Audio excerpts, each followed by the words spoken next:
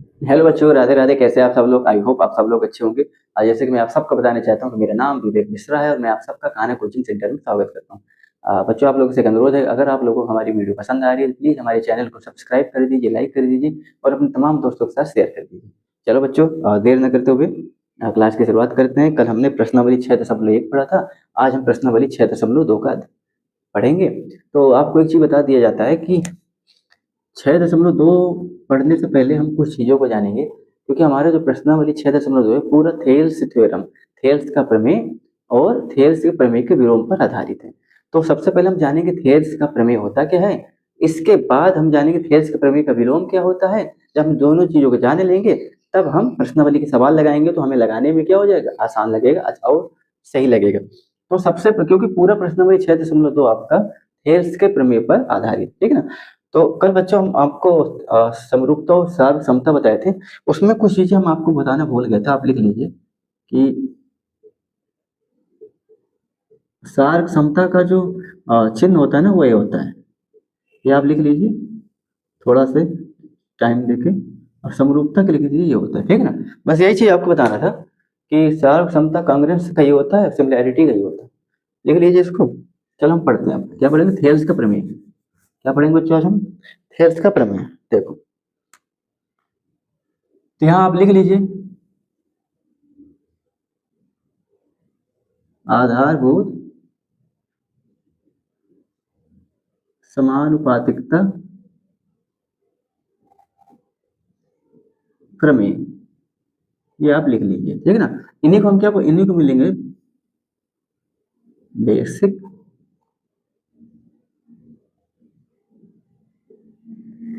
Proportional proportionality और ये है आपका थ्योरम, ठीक है ना। अच्छा, इनका स्टैंड फॉर्म क्या होता है? इनका स्टैंड फॉर्म होता है बच्चों बीपीटी। जो आजकल आप सुने होंगे ना कि बीपीटी बीपीटी क्या होता है, यही होता है। इन्हीं को हम क्या बोलते हैं? थेल्स प्रमेय। इन्हें क्या बोलते हैं? इनको बोलते हैं थेल्स प्रमेय। देखो, अब आप समझो हमारे कहने का मतलब क्या है कि थेल्स एक वैज्ञानिक थे। और इससे पहले क्या थे? इससे पहले एक फर्स्ट ग्रीक फिलोसफर थे। पहले ग्रीक दार्शनिक थे। ये एक मल्टी टैलेंटेड थे, गणितज्ञ भी थे। कहने का मतलब ये था कि इन्होंने थेल्स का जो सिद्धांत है इन्होंने ही दिया है। ये तो थेल्स का थ्योरम होता है, ये आपके त्रिभुज पे लगता है। और ये त्रिभुज में क्या ज्ञात करने के लिए लगता है? किसी भी त्रिभुज की भुजाओं के भाग की लंबाई ज्ञात करने के लिए, या फिर उन भुजाओं के अनुपात, रेशियो को पता करने के लिए हम इस प्रमेय का इस्तेमाल करते हैं। और इन प्रमेय का जो इस्तेमाल करते हैं वो हम त्रिभुज में करते हैं, ठीक ना। नाम से ही पता लग रहा है, आधारभूत समानुपातिकता प्रमेय, समान अनुपात वाले आधारभूत प्रमेय। तो इनको तो हम बोलते हैं आधारभूत समानुपातिकता प्रमेय। इंग्लिश में बोलते हैं बेसिक प्रोपोर्शनैलिटी थ्योरम या फिर बीपीटी, ठीक है ना। और अगर आप वैज्ञानिक के नाम पर लोगे तो भैया थेल्स भैया ने इनको दिया था, तो थेल्स के नाम में इनका नाम हो गया थेल्स प्रमेय। कल आपको हमने एक चीज बताया था कि पाइथागोरस का भी इनमें इनका योगदान है। तो वो योगदान कैसे? कहने का मतलब, जो हमने आपको बताया था कि पाइथागोरस का भी इन्होंने सिद्धांत दिया था, वो कैसे दिया था वो आपको थोड़ा कंफ्यूजन बनी होगी। थेल्स के जो थेल्स के थेल्स के थेल्स जो के जो शिष्य थे वो पाइथागोरस थे। ये किसके गुरु थे? पाइथागोरस के। तो पाइथागोरस ने ही पाइथागोरस थ्योरम का सिद्धांत दिया, इन्होंने नहीं दिया। इनका योगदान हमने ऐसे बताया कि इनका योगदान क्यों उसमें है, क्योंकि ये गुरु किसके? पाइथागोरस के। तो पाइथागोरस जो पाइथागोरस प्रमेय बनाए हैं, अगर ये ना होते, इनसे शिक्षा ना लिए होते, तो कैसे बना लेते? दोनों ने अपने अपने क्षेत्रों में खूब महत्वपूर्ण योगदान दिया, ठीक है ना। चलो, तो हम थेल्स के थ्योरम को हम पढ़ेंगे, समझेंगे। आपका बोर्ड एग्जाम में इसको दिया जाता है। इसका थेल्स के प्रमेय को आप सिद्ध करके प्रूव करके बताओ कैसे होता है, ठीक ना। तो पहले तो हम जान लेंगे ये होता क्या है, इसके बाद फिर प्रूव करना भी सीखेंगे। लिख लेते हैं। पहले तो आप एक त्रिभुज बनाओ। ये हम त्रिभुज बना लेते हैं। देखो, ये त्रिभुज बना लेते हैं, ठीक है। इनका नाम दे दे रहे हैं ए, इनका नाम दे दे रहे हैं बी, इनका नाम दे रहे हैं सी, ठीक है ना। अब एक रेखा हमने ये खींची, देखो, इसका नाम दे रहे हैं ई, इसका नाम दे रहे हैं डी, ठीक है ना। इसका नाम दे रहे हैं, इसका नाम दे रहे हैं डी, ठीक है। अब देखो, हम यहीं से थेल्स का थ्योरम कैसे बनाएंगे आप सीखना। हमने क्या बोला, ध्यान देना। एक बार ऐसे बताएंगे, फिर लिख के फिर समझाएंगे। हमने कहा यदि किसी त्रिभुज के, ये कोई त्रिभुज हो गया, यदि किसी त्रिभुज के किसी एक भुजा के समांतर ये भुजा है, इसी के समांतर यदि कोई एक रेखा खींची जाए, यदि कोई रेखा खींची जाए, कहने का मतलब शब्द, यदि किसी त्रिभुज के कोई किसी त्रिभुज के, क्या बोला, यदि किसी त्रिभुज के एक भुजा के समांतर, इस भुजा है, इस भुजा के समांतर कोई रेखा खींची जाए, तो और देखो यदि कोई रेखा खींची जाए और वह रेखा उस त्रिभुज को, उस त्रिभुज के अन्य दो भुजाओं को दो भिन्न बिंदुओं पे काटती है, और वह रेखा जब उस त्रिभुज के अन्य दो भुजाओं को दो भिन्न बिंदुओं पर काटती है, तब उन त्रिभुज के अन्य दो भुजाओं का जो अनुपात होता है वो बराबर होता है। कहने का मतलब तब उस त्रिभुज के जो अन्य दो भुजाएं हैं, इन भुजाएं का जो अनुपात होता है वो क्या होता है, बराबर होता है। इन भुजाओं का जो अनुपात होता है आपस में बराबर होता है। कैसे, समझो। अब हम लिख रहे हैं, देखो लिख के और समझाएंगे। ये लिख लिए थे, यदि किसी त्रिभुज के एक भुजा के समांतर, त्रिभुज के एक भुजा के समांतर कोई एक रेखा खींची जाए,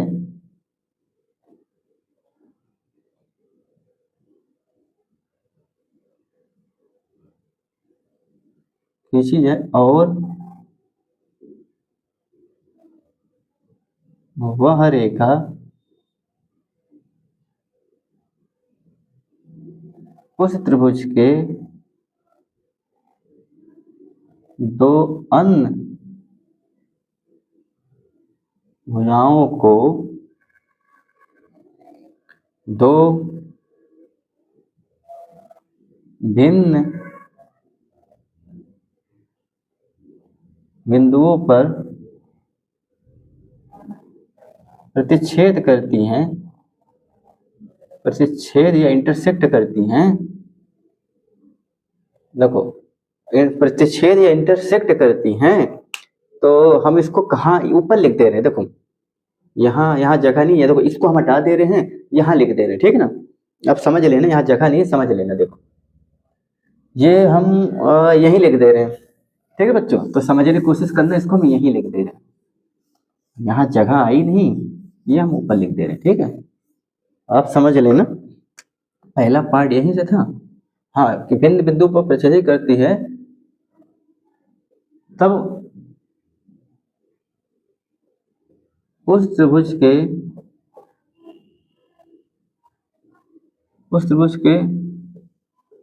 वो दो भुजाएं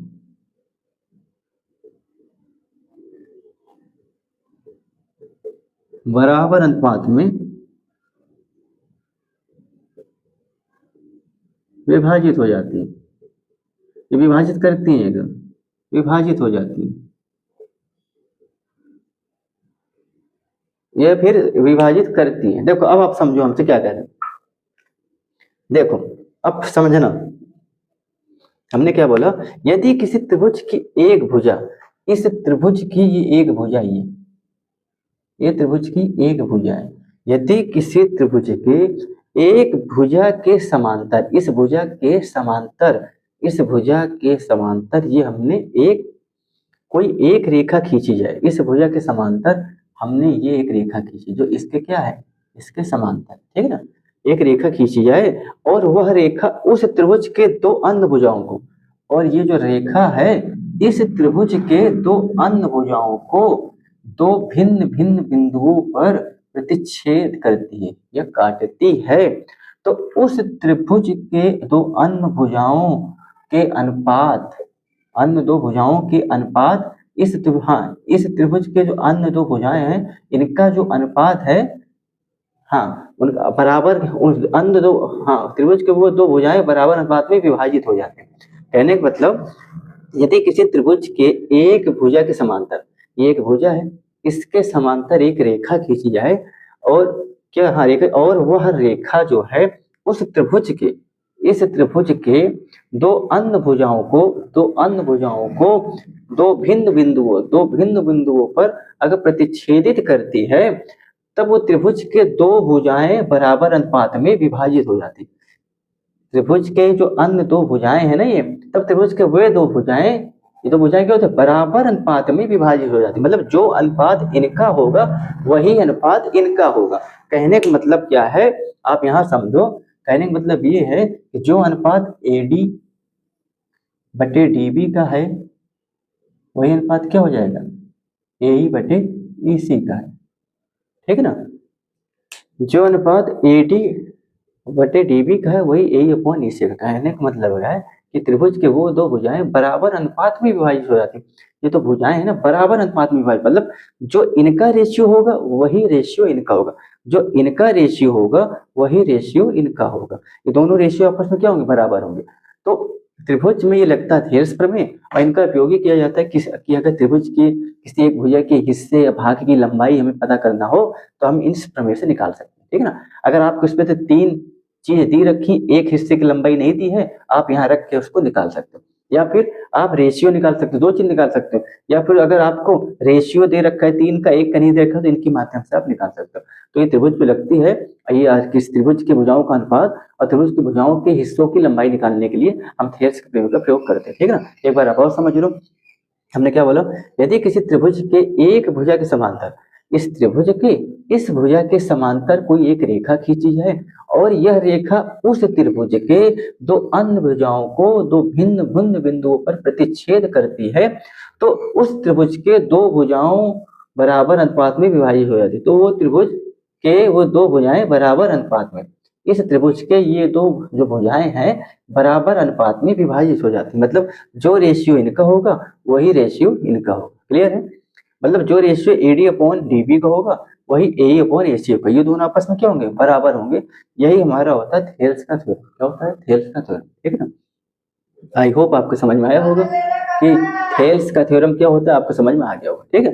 अच्छा, होता क्या है कि बोर्ड एग्जाम में हमारे पूछता है ये कि भैया थेल्स का थ्योरम जो आपने बताया कि AD अपॉन DB या AE अपॉन EC होता है। अच्छा, ये ऐसा होता है क्यों, क्योंकि ये समरूप त्रिभुज के सिद्धांत पे काम करता है, ये समरूपता पे काम करता है, सिमिलैरिटी पे काम करता है, इसलिए समरूपता के सिद्धांत पे कार्य करता है। इसीलिए AD अपॉन DB और AE अपॉन EC आपस में क्या होते हैं, इक्वल होते हैं। ठीक है ना। आपने सीख लिया कि थेल्स का थ्योरम होता है क्या, हमने आपको लिखवा दिया। आप इसको लिख लीजिए, यहाँ लिख लीजिए, इसको समझ लीजिए, इसका स्क्रीनशॉट ले लीजिए। ठीक है। अब हम आपको बताएंगे कि थेल्स का प्रमेय जो AD upon DB AE upon EC होता ही आता कहाँ से। ये बोर्ड एग्जाम में बहुत पूछता है कि आप इसको प्रूव करके बताओ, थेल्स के थ्योरम को प्रूव करके बताओ भैया AD upon DB AE upon EC होता कैसे। ये बोर्ड एग्जाम में बहुत पूछा जाता है। तो अभी आज हम इसको क्या करेंगे, प्रूव करेंगे। ठीक है। चलो, ये मिटा दे रहे, इसको आप लिख लीजिए, ये लिख लीजिए, इसको मिटा दे रहे। अब हम चलते हैं थेल्स के थ्योरम को प्रूव करेंगे। देखो, बोर्ड हमारा बच्चों छोटा है तो कोशिश करेंगे इसमें आएगा तो नहीं, लेकिन थोड़ी थोड़ी चीजें बताएंगे और बीच बीच में इसे हटाते रहेंगे। आप बाद में स्क्रीनशॉट लेके वीडियो को पॉज करके आराम से अपना देख लेना। ठीक है ना। चलो, अब हमें दिया क्या है, देखो हमें दिया क्या है, इसको हटा दे। अब हम सिद्ध करेंगे कि भैया थेल्स का थ्योरम जो हमने सीखा प्रूव कैसे करना है। देखो, पहले तो हम लिखेंगे, ये हम बनाएंगे। देखो, ये हमने बनाया त्रिभुज। ठीक है ना। ये A होता है, ये B होता है, ये C होता है। ठीक है ना। और इसी के समांतर हमने एक रेखा खींची थी, ये हमारा क्या था, ये हमारा D था, ये हमारा E था। ठीक है। चलो, अब हमें प्रूव क्या करना है, आप देखो। पहले तो हमें दिया क्या है ये देख लो, हमें दिया क्या है देखो, गिवन में क्या है आप लिख लो। और अच्छा, हमें प्रूफ क्या करना है, पहले आप गिवन में देख लो क्या दिया है। हमें दिया है कि त्रिभुज ABC, इससे लिख लेते हैं। हमें दिया त्रिभुज ABC और भुजा BC के समांतर, BC के समांतर रेखा डी दी गई है, ठीक है ना, खींची गई है, दी गई है। तो कहने का मतलब क्या होगा कि BC जो है किसके समांतर होगा, ये DE के समांतर होगा। किसके समांतर होगा, DE के समांतर होगा। और क्या लिखोगे, रेखा DE भुजा AB को D बिंदु पर तथा रेखा DE भुजा AC को E बिंदु पर प्रतिच्छेद करती है, काटती है।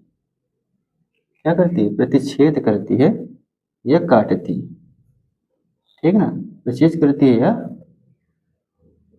ये काटती है, ठीक है।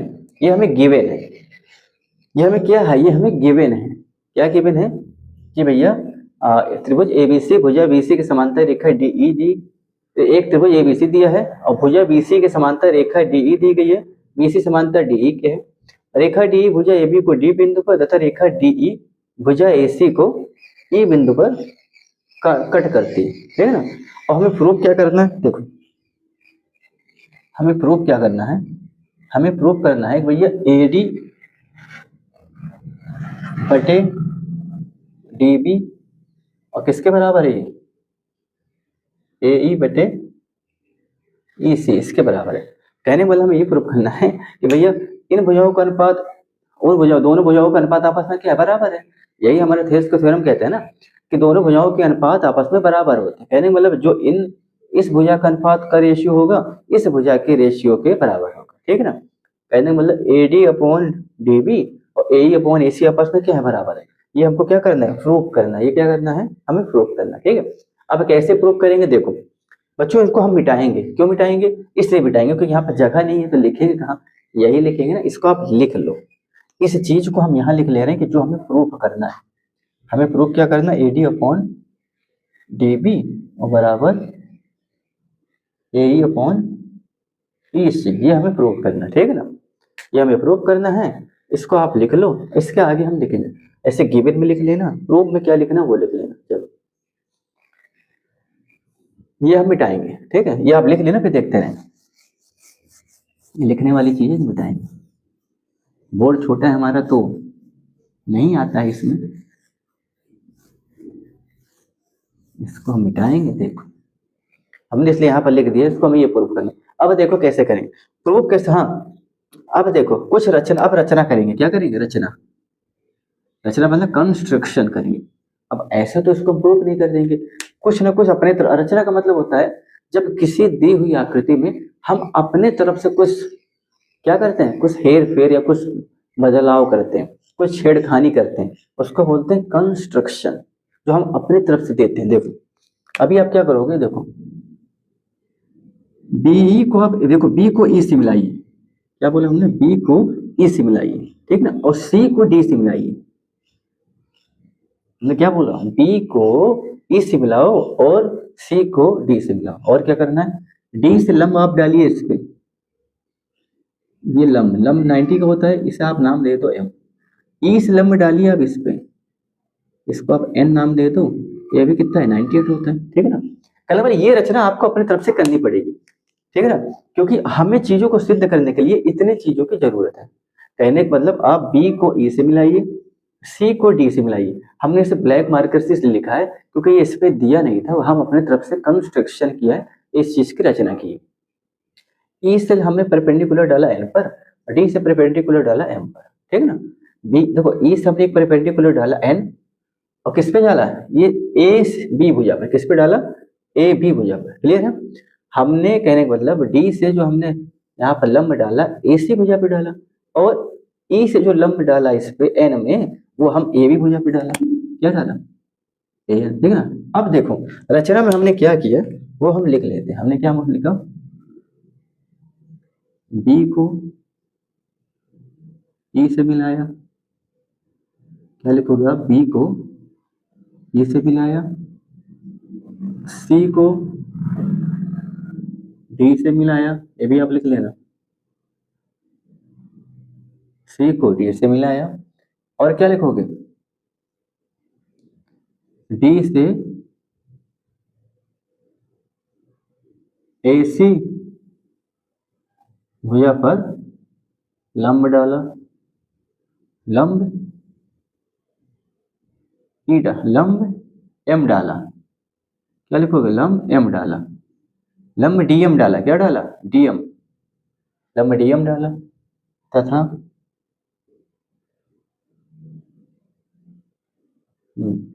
E से AB भुजा पर लंब EN डाला, क्या डाला, EN डाला, ठीक है ना। तो आप मतलब आप क्या लिखोगे, आप ये लिखोगे कि भैया AB लंब किसके है, AB, हाँ AB लंब आपके DM के, और आप क्या लिखोगे, आप लिखोगे AC लंब आपके किसके है, EN के हैं, किसके है, EN के, AC लंब आप किसके है, AC लंब आपके EN के, ठीक है ना। ये हमारा कंस्ट्रक्शन हो गया, हमारे क्या हो गया, ये हमारे कंस्ट्रक्शन हो गया, AC लंब है EN पे, ये तो आप कहते हो AC पे लंब है EN, AB पे लंब है DM, AB पे लंब क्या है, ये DM है, AB पे लंब DM है, और AC पे लंब क्या है, इस AC पे लंब क्या है, ये EN है, क्या है, EN, क्लियर है, AC पे लंब क्या है, EN है, क्लियर है। कंस्ट्रक्शन आपको समझ में आया, ठीक है, देखो समझ में आया, हमने क्या AB पे लंब क्या है, AB पे लंब है हमारा ये A है, ये B, इस पे लंब क्या है, इस पे लंब है हमारा, देखो ये क्या लंब दे रखा है इसे भी, इस एक मिनट, गलत हो गया, समझो, ये गलत कर दिया, सॉरी, देखो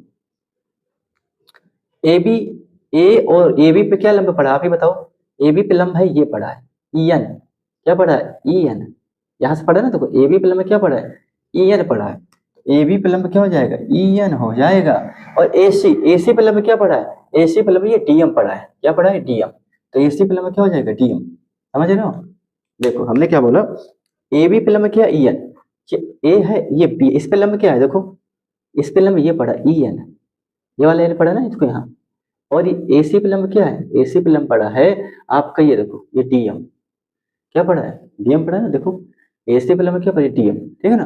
तो ये कंस्ट्रक्शन ध्यान नहीं दिया था, हमने क्या कर दिया था कि हमने उसको उल्टा कर दिया, इस सवाल को किस तरफ लिख दिया था, इस तरफ से इस वाला, इसके लिए सॉरी, हमने क्या बोला, आप रचना करिए, B को AC से मिलाया, C को D से मिलाया, D से AC भुजा पे लंब डाला, D से हमने AC भुजा पे क्या डाला, लंब डाला, D से AC भुजा पे हमने लंब डाला, अब क्या करें हमने, हाँ तथा E से AB भुजा पे लंब डाला, E से AB भुजा पे लंब डाला, यहाँ पे साफ साफ दे रखा है, लेकिन हमने यहाँ क्या किया, हमने इसको उल्टा कर दिया, कोई नहीं, सॉरी बच्चों, अब आपको समझ में आया, प्रूफ हमें ये करना है, और हमने कंस्ट्रक्शन कर दिया, क्योंकि अपने तरफ से जब तक कंस्ट्रक्शन नहीं करेंगे, रचना नहीं करेंगे, तो इसको प्रूफ नहीं कर पाएंगे, ठीक है। चलो अब देखो, इसको हम मिटा दे रहे हैं, क्योंकि यहाँ पर प्रूफ करेंगे, ठीक है ना, इसको आप लिख लेना, ये जो हमने लिखवाया सब आपको लिखना है, ये आप लिख लेना, जो चीज हमने लिखवाई है सब आपको लिखना है, वो आप लिख लेना। अब देखो हमने अब क्या बताया, इस पे क्या लगाएंगे, त्रिभुज का क्षेत्रफल लगाना है, क्या लगाओ, त्रिभुज का क्षेत्रफल लगाओ, त्रिभुज का क्षेत्रफल क्या होता है, त्रिभुज का क्षेत्रफल होता है 1/2 आधार गुणे लंबाई, ठीक है ना, आधार गुणे लंबाई, 1/2 आधार गुणे लंबाई, ये होता है त्रिभुज का क्षेत्रफल। इन्हीं का इस्तेमाल करके हम इनको प्रूफ करेंगे, कैसे प्रूफ करेंगे, देखो अब आपको यहाँ पर बड़ा फोकस करना है, अब ध्यान देना, देखो हमें क्या निकालना है, आप गौर करो, हमें ये अनुपात ये अनुपात बराबर करना है ना, तो इतना तो आप सेंस लगाओ, हमें ये और ये अनुपात बराबर करना है, ये और ये अनुपात बराबर करना है, तो हम कौन सा त्रिभुज लेंगे, एक बार त्रिभुज लोगे ADE, क्या लोगे, एक मिनट बच्चों, थोड़ा लाइट चली गई है, थोड़ा रोकना पड़ रहा है वीडियो 1 मिनट के लिए।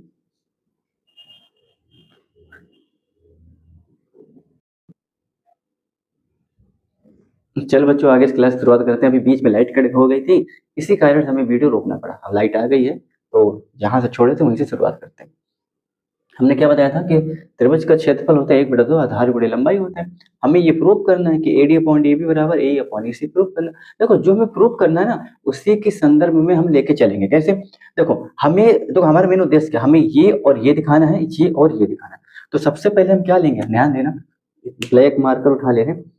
अब हम बात करेंगे पहले त्रिभुज देखो त्रिभुज AD और E की। किसकी बात करेंगे, किसमें लेंगे? देखो त्रिभुज AD और E तथा किसको लेंगे? अब ये हमने ले लिए तो ये भुजा हमारी कवर हो जाएगी ना, इसका हिस्सा।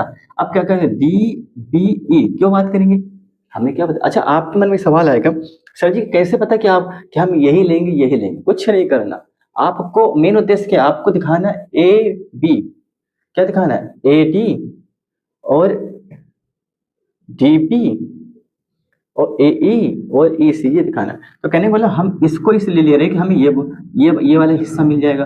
अब DEB फिर हम क्या लेंगे, DB और E लेंगे। क्या लेंगे, DBE। अच्छा DEB और DBE लेंगे, क्यों लेंगे? देखो DBE, अच्छा DBE क्यों लेंगे? क्योंकि अगर हमने DB और E लिया तो हमें ये वाला हिस्सा मिल जाएगा।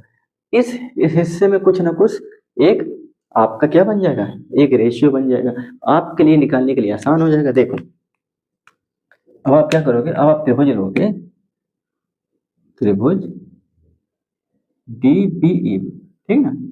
चलो अब इनका क्षेत्रफल निकालो, क्या होगा, ध्यान देना, त्रिभुज ADE का क्षेत्रफल, एरिया निकालो, क्या होगा, 1/2। अच्छा, इस वाले त्रिभुज के लिए हम बात करेंगे तो आधार क्या है, आप ही बताओ, ये आधार होगा, कौन सा आधार होगा, ये आधार होगा। ध्यान देना, हमने केवल इस वाले त्रिभुज के लिए आधार ये होगा। क्यों होगा, अब आप ये बताओ, ये आधार, इसी आधार पर तो लंब पड़ता है, परपेंडिकुलर E यानी यहाँ पड़ा, देखो ये यहाँ से EN, ये 90 डिग्री यहाँ बन रहा है। तो अगर आप इसको सीधा करोगे, देखो सीधा करो तो कुछ ऐसे बन रहा है, समझा दूं आपको, ऐसे बन रहा है। ये आपका क्या पड़ रहा है, ये आपका लंब पड़ रहा है, ये E हो गया, ये आपका N हो गया, ठीक है ना, समझ में आया आपको? ये आपका AD हो गया, क्या हो गया, AD हो गया, समझ में आया? देखो ये आपका AD हो गया। कहने का मतलब हमारा आधार क्या है, आधार हमारा AD है, क्या है, ये तिरछा बना है, ऐसे करके सीधा करके हमने रख दिया, ये देखो ये ऐसे आ रहा है, समझ में आया? हमने देखो समझने की कोशिश करो, हमने क्या बोला कि भैया AD हमारा आधार है, अगर आप इसे सीधा करो, ये आधार है, ये इस पर लंब पड़ा, E से यानी 90 डिग्री लंब पड़ा, तो लंब ये हो गया, आधार हमारा ये हो गया। तो इसके लिए क्षेत्रफल को 1/2, आधार क्या, AD, लंब कितना, EN, ये हो गया, ठीक है ना। चलो अब हम त्रिभुज की बात कर लेते हैं, त्रिभुज DBE में, किसकी बात करेंगे, DB और E में। अच्छा, इसके लिए हमारा आधार क्या होगा, आप देखो ये थोड़ा कॉम्प्लिकेटेड है, समझने की कोशिश करना। आधार तो हमारा DB है, ठीक है ना। अच्छा, आपके मन में एक सवाल आएगा, सर जी आधार DB है, लंब क्या है, परपेंडिकुलर, लंब आपका EN है, ऐसे EN है, देखो DBE। अब आप इसको ध्यान दें, ये बाहर जा रहा है, समझने वाली चीज है, हमने बनाया है D और ये देखो ये ऐसे जा रहा है, लंबा जा रहा है ना, ये यानी बोले DB और E, तो कहने का मतलब ये ऐसे लंब जा रहा है कहीं सीधा, ये बन नहीं रहा है, मतलब सीधा ऐसे, ये जो EN जा रहा है ना, ये सीधा बना तो इसमें ऐसे, EN इसमें बना तो ऐसे है, लेकिन EN कहीं ऐसे जा रहा है, ठीक है ना। ये हम इसको अगर मिलाओगे ऐसे करके तो कुछ ऐसे ही EN हमारे यहाँ पर आएगा, ये चीज हमारी कहाँ जा रही है, ये चीज हमारी यहाँ आएगी, ठीक है, यही हमारा EN है, क्या है, यही हमारा EN है। तो कहने का मतलब ये जो DBE का केस है, DBE के केस में लंब हमारा बाहर जा रहा है, कहाँ जा रहा है, बाहर जा रहा है। देखो ये हमारा कहाँ जा रहा है, ये हमारा बाहर जा रहा है, कहाँ जा रहा है, ऐसे, हमारा यहीं तक है, ठीक है ना, ये ऐसे था, कहाँ जा रहा है, ये हमारा बाहर जा रहा है। तो कहने का मतलब इसके लिए भी लंब क्या होगा, वही होगा जो आपके लिए ADE के लिए है, ठीक है ना। समझने की कोशिश करना, अगर हमने DBE लिया, ये देखो खुद देखो DBE लिया, तो लंब इसके लिए देखो ये तिरछा बने, लेकिन कुछ ऐसे जा रहा है, ये लंब सीधा पर ये कुछ ऐसे जा रहा है, तो DBE के लिए लंब क्या है, यही है। अब इसके लिए DBE के निकालो, आप क्या निकालोगे, इसका क्षेत्रफल आप निकालो, इसका निकालोगे 1/2। आधार क्या है, इसके लिए भी आधार क्या है, देखो डी भी आधार है, और लंब क्या है, EN है, ठीक है ना, लंब E है। चलो इनके क्षेत्रफल का अनुपात निकाल लो। अब कहने का मतलब त्रिभुज ए डी का एरिया बटे त्रिभुज डी बी ई का एरिया, इनका रेशियो आप निकालो। 1/2 AD गुणते EN, ये क्या हो जाएगा 1/2 DB गुणते EN, ठीक है ना। अब एक चीज आप ध्यान देना, यहाँ से ये कट जाएगा, ये कट जाएगा, बचेगा क्या, AD/DB। क्या बचेगा, AD/DB। देखो तो कहने का मतलब ADE और DBE, यहाँ ध्यान देना। देखो हमारा बोर्ड बच्चों छोटा है, समझने की आप कोशिश करिएगा, एक में तो ये आएगा नहीं, ठीक है ना। ये कितना आ जाएगा, ये आपका आ गया AD/DB।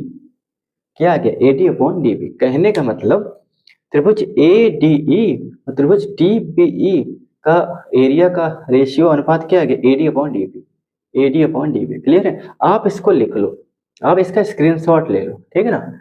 हम चलेंगे क्या, अब इसको मिटा के अगले वाले त्रिभुज में चलेंगे। ये तो आपका पहला केस हो गया, क्योंकि हमारे पास जगह नहीं है, मजबूरी है इसको मिटाने की, ठीक है ना। ये तो आपका पहला केस हो गया, ठीक है ना। अब सेकंड वाले केस की तरफ चलेंगे, ये आप लिख लो, इसका स्क्रीनशॉट ले लो और सेकंड वाले केस की तरफ चलते हैं, ठीक है ना।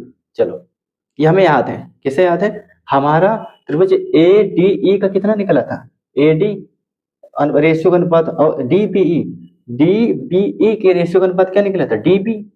देखो यहाँ लिखा है, ये लिख भी दे रहे हैं हम यहीं पर कहीं, यहाँ कहाँ लिख दें, देखो चलो बाद में लिख देंगे, देखो ये हम मिटाते हैं, ठीक है ना। अब अगला बताएंगे, मजबूरी है, यहाँ पर जगह नहीं है बच्चों, समझ जाना आप लिख लिख के आगे से लिख, आप कागज कॉपी लेना, पेन का कलम लेना, पेन कॉपी, तो जितना हमने बताया उसको आप लिख लेना, फिर आगे पॉज करना वीडियो, आगे बढ़ाना वीडियो को, देखना आज आगे वीडियो देखोगे तो उसके आगे से फिर जो आगे हम लिखेंगे उसको आगे लिखे, फिर आप उसको समझना, ठीक है ना। देखो अब हम क्या करेंगे, हमारा पहला केस बन गया था ना, अब किस में लेंगे, देखो अब त्रिभुज लेंगे ADE, अभी भी त्रिभुज यही ADE रहेगा, लेकिन इस बार त्रिभुज ये वाला बदल जाएगा। ये कौन सा होगा, देखो ये आपका हो जाएगा, ये हो जाएगा DEC। आप क्या लोगे, DEC। अच्छा हमने DEC क्यों लिया, देखो हम हमारा मेन उद्देश्य है ये निकालना, तो हमने इनको इनको लिया तो ये मिल गया, ए भी तो चाहिए ना, तो अगर AD लोगे तो भैया ये तो मिल जाएगा, तो जब तक DEC नहीं लोगे तो ये वाला कहाँ से मिलेगा, मिलेगा नहीं, नहीं मिलेगा ना। तो EC चाहिए तो आपको DEC लेना ही पड़ेगा, ठीक है ना। इसे हमने क्या DEC लिया। अब देखो इसमें आप ले लो त्रिभुज ADE का एरिया, अब देखो 1/2, देखो आप क्या करेंगे, ADE के लिए हमारा आधार क्या होगा, AE होगा, क्या होगा, AE। क्यों यही होगा, देखो ये आप खुद से सेंस लगाइए, हमें ये निकालना है ना, तो अब हमारे लिए भैया ये आधार का काम करेगा। अगर ये आधार नहीं लेंगे तो भाई साहब ये इसका रेशियो का अनुपात नहीं आएगा, ना इसका आएगा ना इसका आएगा, तो जो हम सिद्ध करना चाह रहे हैं वो तो निकलेगा ही नहीं। तो इस बार हमारा आधार किसका काम कौन करेगा, AE। तो भैया AE हमारा क्या हो जाएगा, आधार। जब AE आधार होगा, इस केस में हमारा लंब क्या होगा, आप बताओ, DM। देखो अब ये आधार का काम कर रहा है, ध्यान देना, जब ये आधार का काम करेगा, ये तिरछा बना है, ध्यान देना, आप इधर से जाके देखना इधर से देखना, इधर से त्रिभुज ऐसे बना है, ये हमारा आधार है, ये आधार है, और ये इस पर लंब पड़ा, ये देखो लंब, तो AE पे लंब क्या है, DM। क्या है, DM। अच्छा लंब 90 का यहाँ पड़ा, लेकिन पड़ा तो यहीं से है ना, तो क्या हो जाएगा, AE गुणते DM, क्या हो जाएगा, डिस्ट्रिक्ट मजिस्ट्रेट, ठीक है ना ये हो गया आपका त्रिभुज ADE। अब आप निकाल लो त्रिभुज DEC का, निकाल लो DEC का एरिया निकाल लो, इसका क्या हो जाएगा, 1/2 DEC, इसके लिए आधार ये होगा EC, 1/2 आधार क्या है, EC, और लंब क्या होगा, भाई लंब का दोनों का, देखो अब त्रिभुज पूरा एक हम ले रहे हैं, लेकिन इस बार लंब, इसके लिए लंब क्या जा रहा है, बाहर जा रहा है, ये DM कहाँ जा रहा है, बाहर, DEC के ये जो लंब पड़ रहा है ना, भाई लंब कहाँ जा रहा है, बाहर जा रहा है, ठीक है ना। ये इमेजिन आपको करना है। आप देखो DEC, ये DEC, ठीक है ना, हमने क्या लिया DEC, ये आधार हो गया, ये बाहर जा रहा है, ये हमारे इससे क्या जा रही है, बाहर जा रहा है DM, ठीक है ना, क्या हो जाएगा DM। अब देखो इनका रेशियो निकाल लो, त्रिभुज ADE का एरिया बटे त्रिभुज DEC का एरिया कितना हो जाएगा, ए भी कट जाएगा। देखो बच्चों ध्यान देना, यही कर दे रहे हैं, देखो 1/2 से 1/2 कटेगा, DM से DM कट जाएगा, बचेगा क्या, AE बटे EC बचेगा, AE बटे EC बचेगा। आप देख लो DM DM कट जाएगा, ये कट जाएगा, आप रेशियो लोगे AE बटे EC बचेगा, देखो यही बचेगा ना, AE बटे EC, हमें यही तो चाहिए। देखो सर ये आपका केस 2 हो गया, ये केस 2 बोल गया, ये केस 2 हो गया। एक केस फर्स्ट आपका आया था, वो भी हमें पता है क्या लिखना पड़ेगा। अब आप देखो, अब आप एक चीज देखो, हमें क्या मिला, DEC और ADC का कितना आया, ये निकल के आया ना। अब आप एक चीज देखो, देखो इसमें एक चीज आप ध्यान देना, आपका जो DEC है ना, अब पहले वालों को लिख रहे हैं, देखो आप इसको भी लिख लो, इसको मिटा दे रहे हैं, इसको लिख लो, इसको मिटा दे रहे हैं, ठीक है। अभी क्या, अब इसका आगे का केस बता रहे हैं, इसे आप लिख लो, यहां तक आपको समझ में आया होगा, इसका आगे का केस बता रहे हैं, देखो ध्यान देना, ऊपर लिख दे रहे हैं, देखो इसका केस खत्म, वहां पे देखो। अब यहां पर हम पहले वाले लिख रहे हैं, ध्यान देना, हम जो इससे पहले वाले निकाले थे वो लिख रहे हैं। पहले क्या निकाले थे, पहले निकाले थे त्रिभुज ADE का रेशियो निकाले थे, और त्रिभुज DBE का रेशियो निकाले थे। ये कितना निकल के आया था, ये आपका निकल के आया था AD/DB, ठीक ना, ये पहला केस था, ये दूसरा केस था ना। ये एरिया है, एरिया लिख दो, एरिया है, एरिया लिख दो, ठीक है ना। इनका ये निकल के आएगा, ये निकल के आएगा, ठीक है। अब आप एक चीज ध्यान देना, त्रिभुज DBE, त्रिभुज DBE और त्रिभुज DEC, त्रिभुज DEC आपस में क्या है, बराबर है। और कैसे बराबर वो आपको बताएंगे। देखो तीसरा केस आप क्या लिखोगे, इसको और ऊपर लिख दे रहे हैं, देखो तो आपको समझाने में मजा आएगा। हमने क्या लिखा, इसको और ऊपर लिख दे रहे हैं, दोनों को हमने अभी फाइंड आउट किया है वो हम लिख दे रहे हैं। थोड़ा बोर्ड की समस्या है बच्चों, समझने की कोशिश करना। त्रिभुज ADE का रेशियो निकाला था और त्रिभुज DBE का निकाला था, कितना आया था, AD/DB। ये तो हमारा पहला केस था। दूसरा केस हमने क्या निकाला था, त्रिभुज ADE निकाला था और त्रिभुज DEC निकाला था। कितना निकल के आया था हमारा, AE/AC, ठीक है ना। अब देखना हमने क्या बोला, DBE और DEC आपस में बराबर है। DBE का जो क्षेत्रफल है ना, हमने क्या बोला, इसका एरिया आपस में किसके बराबर है, त्रिभुज DEC के एरिया के आपस में बराबर है। अच्छा कैसे बराबर है, अब आप ध्यान देना, हमने क्या बोला, DBE और DE और C ये आपस में क्यों बराबर हैं, कि जब दो त्रिभुज दो समांतर रेखाओं के बीच में हो, हमने क्या बोला, जब दो त्रिभुज दो समांतर रेखाओं के बीच में हो, हमने क्या बोला ना, जब दो त्रिभुज दो समांतर रेखाओं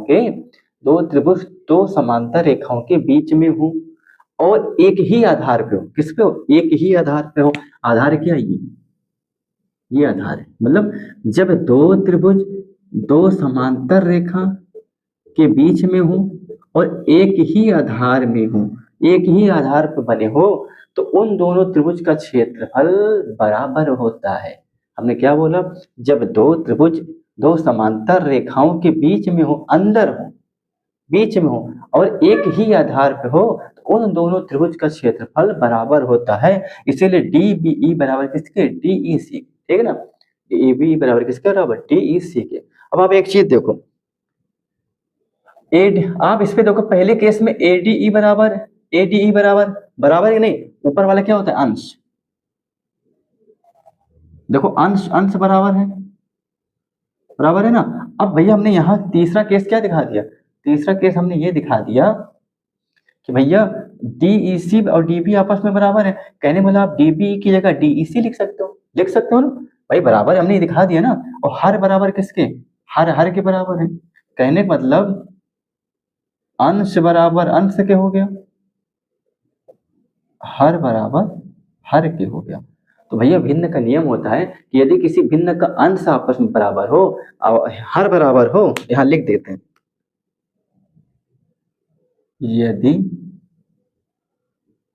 यदि किसी भिन्न का अंश तथा हर आपस में बराबर हो तो वह भिन्न भी बराबर होती है। हमने क्या लिखा, वह भिन्न भी बराबर होती। हमने क्या लिखा, यदि किसी भिन्न का अंश तथा हर आपस में बराबर हो तो वह भिन्न भी आपस में बराबर होती। कहने का मतलब भैया इनका अंश बराबर DBE बराबर DEC के है तो भैया हर भी बराबर। तो कहने का मतलब पूरा का पूरा भिन्न भी क्या होगा, पूरा का पूरा ये भिन्न क्या होगा, पूरा का पूरा भिन्न भी बराबर होगा। कहने के मतलब जब पूरा का पूरा भिन्न बराबर होगा तो आप भैया RHS को बराबर करके देखो भाई, दोनों का पूरा भिन्न बराबर होगा तो ये इसके बराबर होगा, ये पूरा का भिन्न इसके बराबर होगा तो इसके RHS के बराबर ले लो, तो ये भी किसके बराबर होगा। देखो इसका मतलब AD बराबर DB किसके बराबर होगा, AE बटे EC के। समझ में आया भाई, इसका अंश बराबर हर भी बराबर। तीसरे केस जब अंश हर बराबर तो भिन्न भी बराबर, पूरा भिन्न बराबर तो भिन्न के बराबर में दिया हुआ चीज भी बराबर। तो भिन्न के बराबर में क्या दिया, AD अपॉन DB, और इसके बराबर क्या, A अपॉन EC। और यही तो हमें प्रूफ करना था भाई, यही तो प्रूफ करना था, AD upon DB, AD upon DB, AE upon EC, यही तो हमें प्रूफ करना था। यही हमारा थेल्स का थ्योरम है, ठीक ना। ये परीक्षा में पूछा जाता है, ठीक है। आप इसका स्क्रीनशॉट ले लीजिए, यही तो हमें प्रूफ करना था। AD upon DB, AD upon DB, AE upon EC, ठीक ना, क्लियर है। AD upon DB, AE upon EC, clear है, ठीक बच्चों। आई होप बच्चों आपको समझ में आया होगा, ठीक है। बच्चों कभी कभी होता है कि लाइट चली जाती है, अभी क्या आप हम पढ़ा रहे थे, बीच में लाइट कट होगी। अब लाइट कट होगी तो हमें थोड़ा वीडियो रोकना पड़ा। अभी क्या, जब लाइट चली जाती है वीडियो रोकने से थोड़ा सा काम ज़्यादा बढ़ जाता है, फिर हमें एडिटिंग करनी पड़ती है, उसको कट करके जोड़ना पड़ता है, और जब तक लाइट नहीं जाती तो पूरे एक वे में हो जाता है, ठीक है ना। आई होप आपको समझ में आया होगा। थेल्स का प्रमेय का पूरा जो हमारा टारगेट होता है, थेल्स का प्रमेय आपका त्रिभुज में लगता है, त्रिभुज की भुजाओं के हिस्सों की लंबाई निकालने के लिए और उनके अनुपातों को ज्ञात करने के लिए, ठीक है। और इस थेल्स के प्रमेय को आपको बोर्ड एग्जाम में पूछा जाता है कि इसको प्रूव करके दिखाओ कि आपने जो बताया कि AD upon DB, AE upon EC जो होता है कैसे होता है, हमने आपको प्रूव करके बता दिया। थोड़ा बोर्ड छोटा है तो हमें चीज़ों को मिटाना पड़ता है, ठीक है ना।